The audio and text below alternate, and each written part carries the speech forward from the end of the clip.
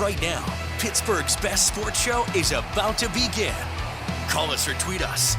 We've got things to talk about on the Ireland Contracting Nightly Sports Call. All right, thanks a lot, and thank you for tuning into the Ireland Contracting Nightly Sports Call. I'm Rich Walsh. I'll be joined by Chris Mueller in a matter of moments, and give us a call tonight at 412-575-2600 is the number. And there you are in the studio. Thanks, Chris. You know what? I did one of the dumbest things today, Chris, and I have to share it on TV because it's over with now.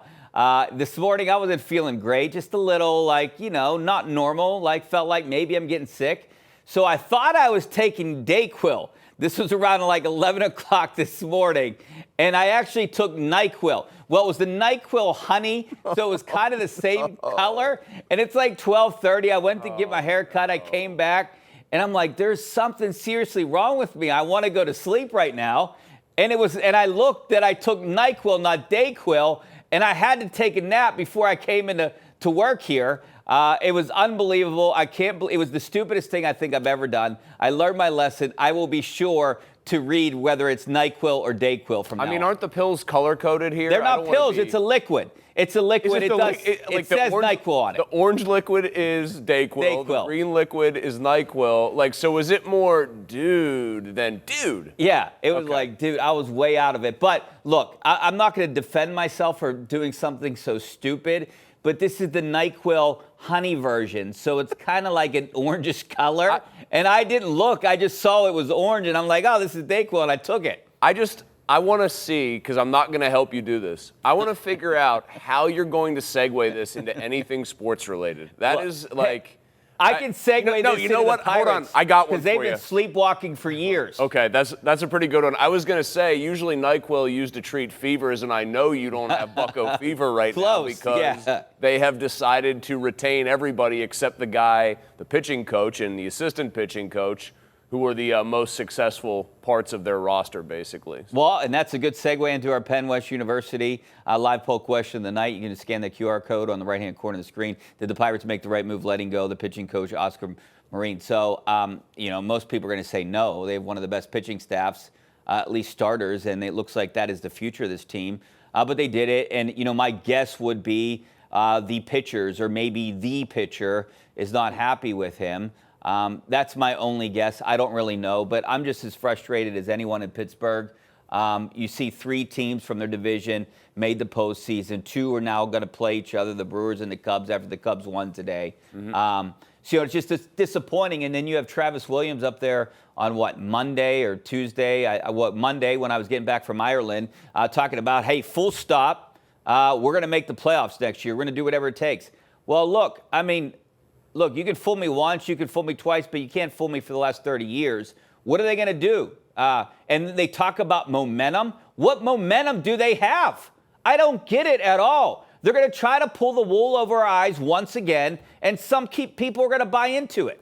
I don't know if anyone's going to buy into it, to be really blunt. I think everyone, first, let me go back to the beginning. What I heard about the Oscar Marine dismissal, not so much Brent Strom. I think his might have been he resigned. He might have wanted to take either no job or something else or go work for somebody else. But, I heard with Marine there were exit interviews done by all these players. As everybody kind of knows, these players talk after the season, and the guys who are going to be coming back, even some of the guys who are going to be gone, might still say, hey, this is what I thought of this, this, and this.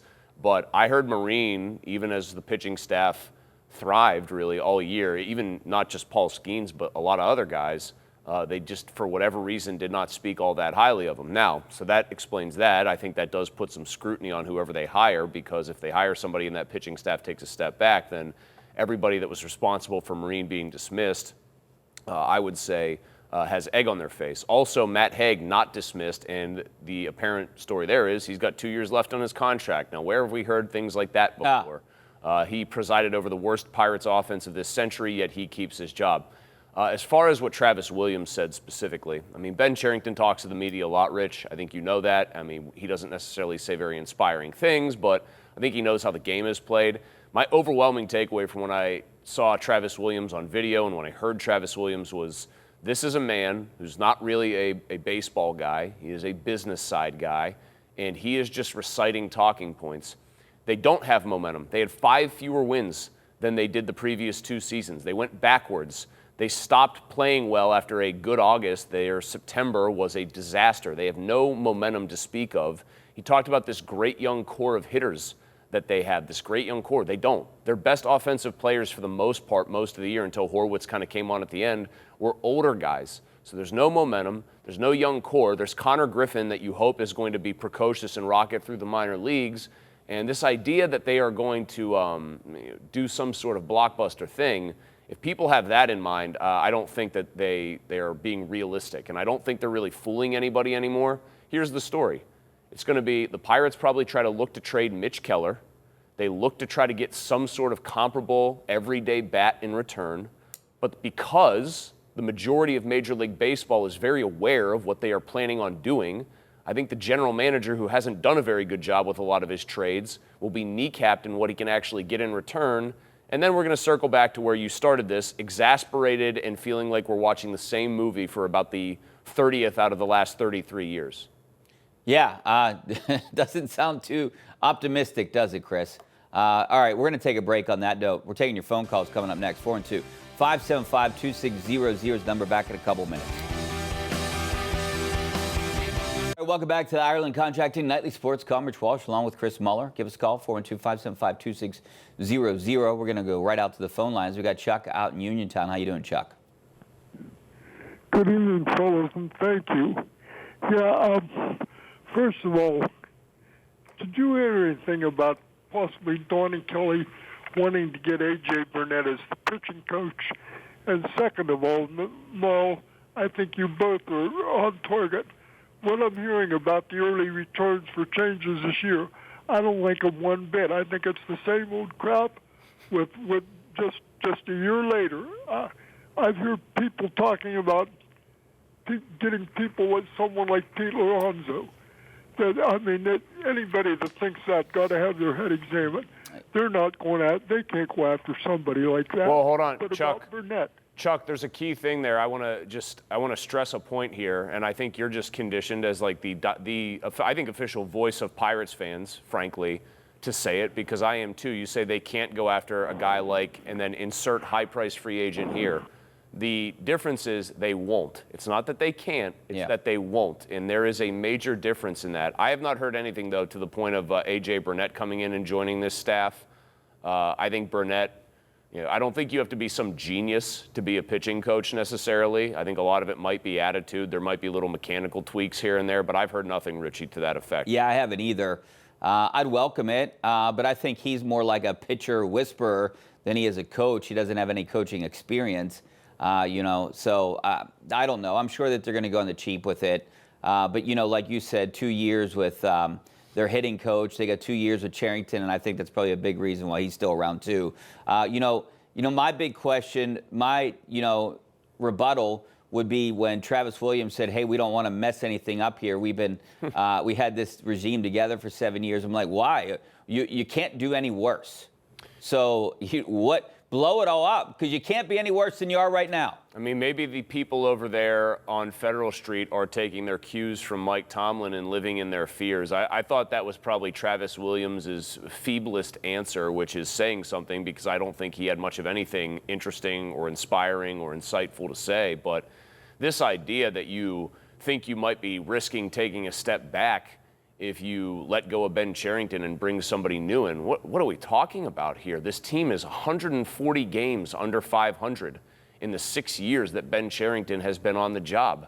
Every other team in the division has made the playoffs not once, but at least twice in that same time frame. The Pirates are responsible, Rich, for the 6 individual worst seasons.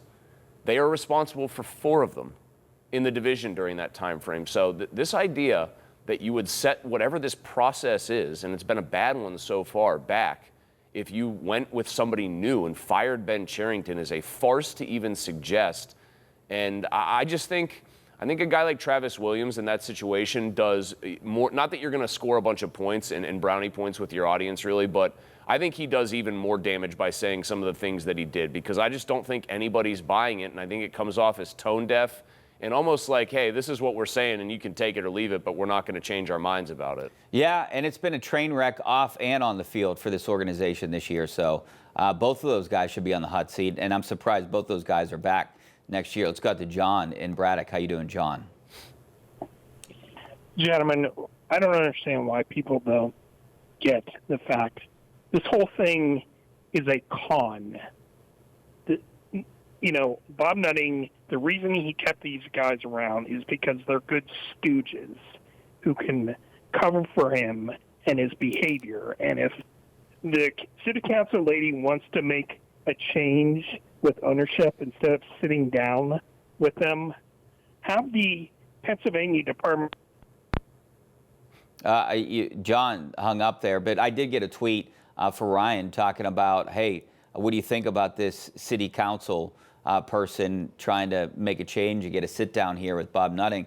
I don't know if it's going to change. I mean, he owns the team. What are you going to do? You can't force him to sell, even though he is doing a disservice to the public.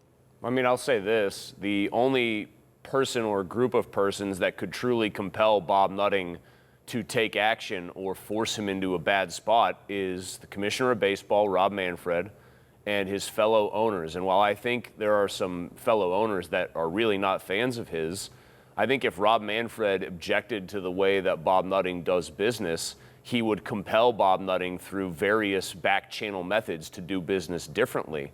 And if there was ever going to be a time for him to be displeased, it would be having the literal best pitcher in baseball on this team pitching at a Cy Young level for basically the entirety of his major league career so far, which has been historically great to start off, like shades of Doc Gooden in the mid-'80s, and the team still be bad around him. You would think that that would compel the commissioner to say, we need to get positive attention and eyes on Pittsburgh, and he hasn't taken any steps like that. And when we do talk about Bob Nutting, I do wonder this. I wonder if, like on any emotional level, my guess is it does not.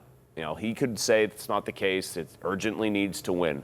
I wonder if it resonates with him to any significant degree the way it does with fans, what he has in Paul Skeens and what he could potentially have with a little bit more investment, a little bit more commitment. Because I think you see people here, they just want to see the best pitcher in baseball pitch games that matter. And I genuinely wonder if the owner, beyond a soundbite where he would say that that's what he wants, actually feels that in his heart to any degree, like any fan of this team does. This could be the worst thing that happens in Pittsburgh sports history.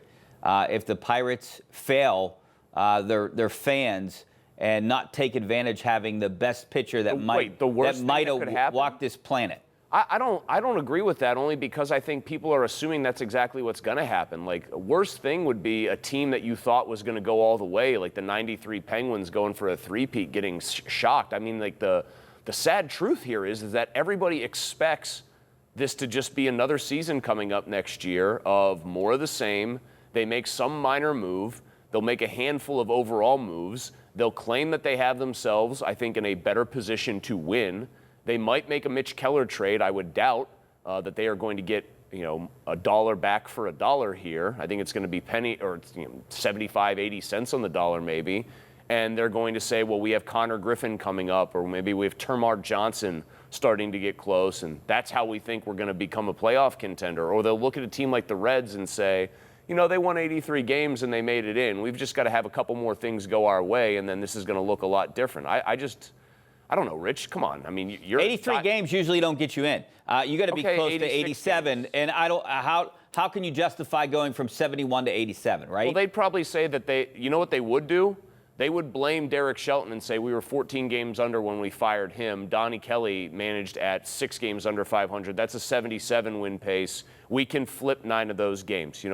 We can do X, Y, or Z that are going to cause us to be a team that's playing for their 85th win in the last week of September, and they would probably surmise that that's good enough. But again, like a Bo Bichette type of move, or a guy that's a legitimate free agent at a position of need, it is very much show us, don't tell us, because nobody has any reason right now, based on past inaction, to believe things that you say. You would have to overpay to get someone here. I doubt any free agent would want. I'm just saying. Then overpay. Yeah, you should. I agree, 100%. But I don't think a free agent's going to come here for the same amount of money that, say, the Dodgers or the Red Sox or the Yankees or even the Cubs or the Cardinals would pay, or anyone. They just insert a team. Well, my big worry really quick here is that, like, a free agent that gets mentioned a lot, and when I looked at the pending unrestricted free agents for next year, you know, there's just who's out there. Luis Ariz caught my eye just because I could see him being the kind of guy the Pirates would pay $14 million a year for, and he is a singles hitter who's coming off his worst season, and that would be almost one of those moves you'd say, oh, well, see, they're doing something here. Yeah. And they would pitch that as, look, this guy won 3 batting titles in a row not long ago, and that would be the kind of move that would really be uninspiring to me. Kirk, out in Manor, how you doing, Kirk? How are you men doing tonight? Hey, Thanks I'm for calling. calling to ask you, do you think there's any chance they will spend any money nutting to get bats into this lineup? That's what they need. What's your guys' I mean, I think they're going to spend $90 million. I think that's what they're going to spend, and it might even be less because your attendance was less. I think attendance dictates what they spend instead of the other way around. I mean, I think he has a bad business philosophy. I mean, you're supposed to spend money to make money. Well, he wants to make money and then spend it. You can't do it that way, especially in this kind of industry. I think that there's a chance that if they trade Keller, it would be for a younger, cheaper bat who's got some team control or something like that left, and then that would take Keller's salary off the books. And I guess in theory you could say they could get a mid-tier free agent, like a decent player, position player, with some of the money that they would save. But as I have said for the last 20 minutes on this subject, Rich, honestly, I'll believe it when I see it. Talk is cheap. Show us, don't tell us. And I think any Pirates fan is right to feel exactly that way about this offseason. No question about it. Talk is definitely cheap. 412-575-2600 is the number. Back in a couple minutes. Back to the Ireland Contracted Nightly Sports Call. If I had to ask you right now, Chris, I know we've been talking about the Pirates the entire show. Do you think there's a chance that the Pirates would make the postseason in the next 3 years? No. I mean, I don't have...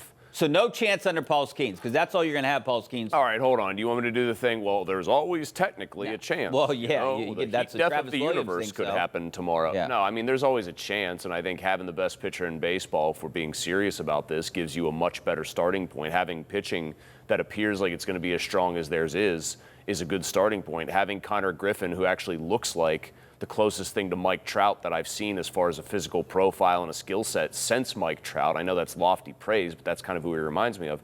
That's a good starting point for all of that, Rich, but it takes some level of commitment, like hoping you get lucky, hoping certain things break your way and sort of a 162-game schedule doesn't smooth out the randomness too much and that you benefit from that. That's not a plan. Like, just sitting pat and hoping everything around you goes bad for other teams is not an actionable plan. That's hoping. And I think most people know what happens if you hope in one hand and, well, you know the rest of the saying, I think. Well, it's sad not seeing the Pirates in the postseason again. No Bucktober again. Hopefully Travis Williams is right. I'm not buying it that potentially next year. But we will see. Only time will tell. Thanks a lot, Chris. We'll see you next week. Hopefully we see you guys on KDKA News right now.